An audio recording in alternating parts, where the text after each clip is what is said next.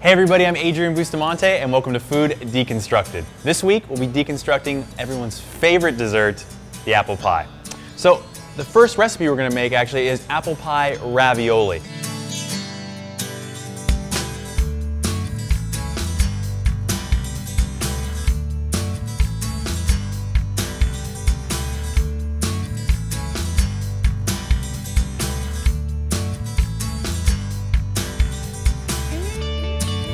Now, this is going to be a great sweet and savory dish that's going to, like I said before, use the same essential ingredients of an apple pie with a little bit of a twist.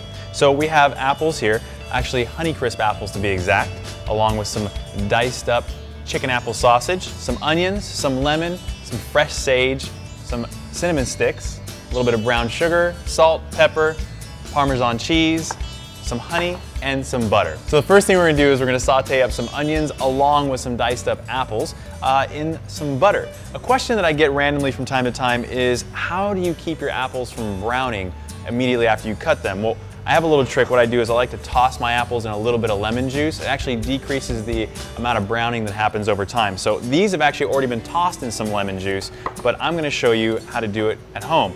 First thing we'll start off with is our Honeycrisp apple. I already washed it. Please wash all your fruit and vegetables at home before cutting them or serving it to anybody. Now we're gonna peel each apple. We just wanna take the skin off. The skin's not bitter and it's very edible, obviously, but for our purposes of actually sauteing it, it's just gonna actually become a lot more tender and bring in the flavor of the onion as well as the butter faster by taking this off.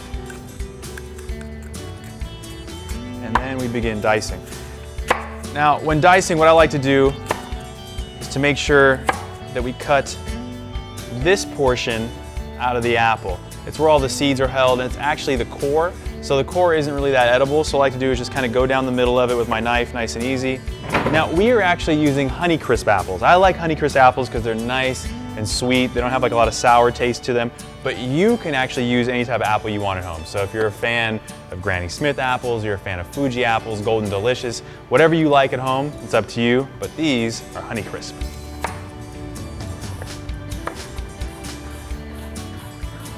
Now we're gonna toss this in a little bit of lemon juice, like I said, to keep it from browning. So this way that if you're making your stuff, you're prepping your food ahead of time, it's not gonna brown on you. And it's actually a great trick to do if you're using apples for any type of garnish, for a party or anything like that. It just keeps it looking nice and fresh for you. Nice and easy toss.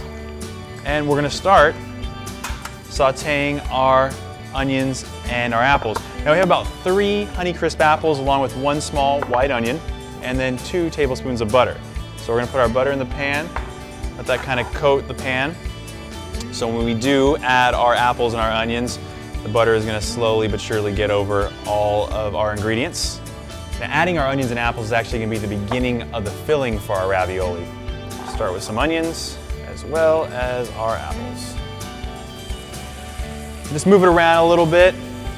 You're gonna let that saute for roughly about 3 to 5 minutes, just making sure that the onions and everything gets nice and tender. They'll start to look like a similar color, but a good way to know if your onions are done is they actually turn a translucent color. So let that sit for just a minute. We'll let that saute up, and while that's sauteing, I'm gonna bring in our wonton wrappers. They are a great substitute for pasta if you, for some reason, have wonton wrappers in your house instead of pasta. So I'm just gonna put these down for ourselves. That's cooking.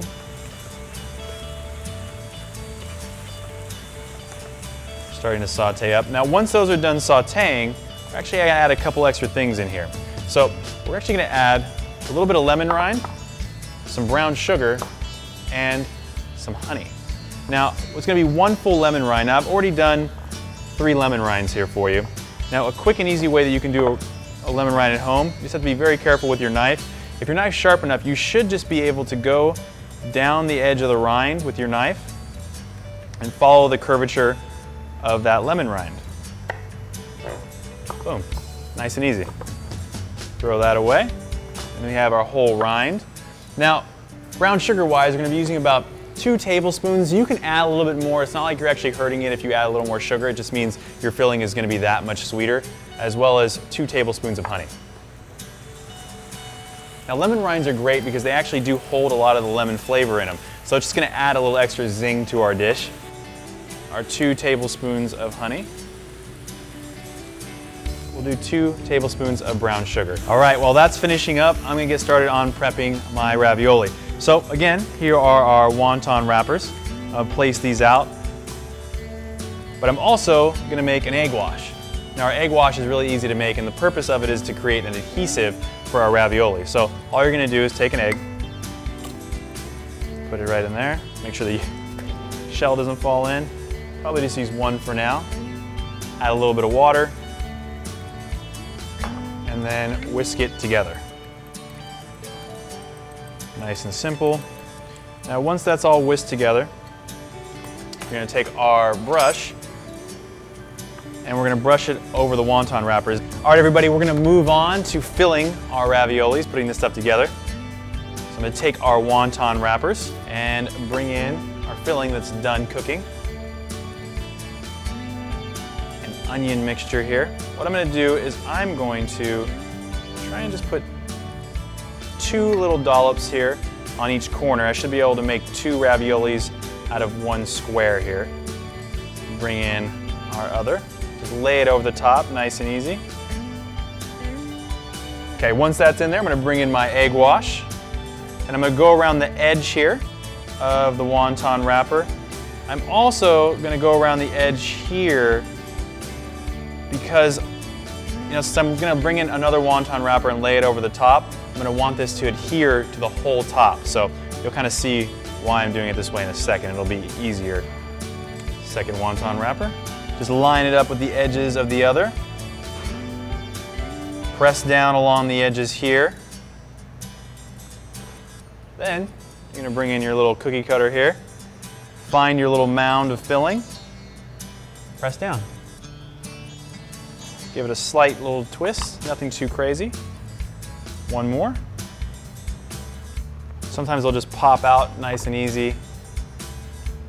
Perfect as well. And we're gonna start on our sauce. Now this sauce is gonna be a butter-based sauce, and it's gonna be very, very savory. Now, we're gonna start off with 1½ sticks of butter. Just gonna place that in our little pan here and let that melt down. We're also gonna add a cinnamon stick. We're also gonna put that in here with the butter, and we're gonna let that melt down. Once that comes together, we're gonna add fresh sage, but I'm gonna get started on these now because we're gonna use about 2 tablespoons of freshly torn apart sage. Now I'm gonna tear these apart. I'm gonna try and get them into as small pieces as I possibly can. I don't want big chunks of sage just hanging out in my sauce. Make sure that you don't use the stems.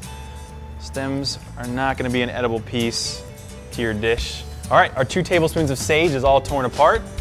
And it looks like my butter and cinnamon base here is nice and done. So we are going to throw in my 2 tablespoons of sage, as well as diced up chicken apple sausage. I'm gonna use about 2 tablespoons roughly of Parmesan cheese. A little bit of salt and pepper to taste, but just a tad. Mix these up, and once this is done cooking, we're gonna bring it off and let it cool. And then we're gonna come back, throw our raviolis in a pot, put these all together. All right guys, we are back. I've taken my sauce off the heat. I've put my ravioli in the boiling water. It usually takes very quickly for these ravioli to cook, 2 to 3 minutes, and a good way to see that they're done is actually start rising a little bit to the top. One thing I forgot to talk about and I wanted to tell you is when you're done with your sauce, make sure you remove your cinnamon stick. You're not gonna want to chomp on this at all, so removed it from the pan. And we're gonna bring these out as they look like they are just about done. Now I'm just gonna make sure that there's no excess water in this bowl. Now I'm gonna bring in my sauce. Now you'll see all that nice oil from the butter. Ravioli are a little delicate, so I don't want to break them too much. Our garnish for this is gonna be some diced up apples, a little bit extra Parmesan cheese. And there you have it, folks, apple pie ravioli. Okay, let's taste this. Kind of excited.